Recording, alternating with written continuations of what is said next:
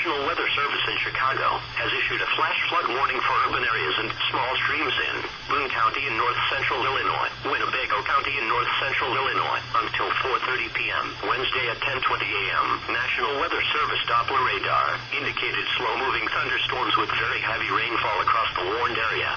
1 to 3 inches of rain has fallen over the area this morning. Heavy rain also fell over the same area Tuesday morning. Runoff from this excessive rainfall will cause flash flooding to occur.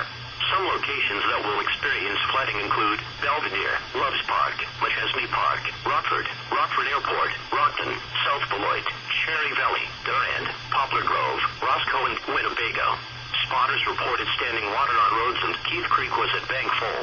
Other creeks, small streams, and drainage area are likely to flooding. Excessive runoff from heavy rainfall will cause flooding of small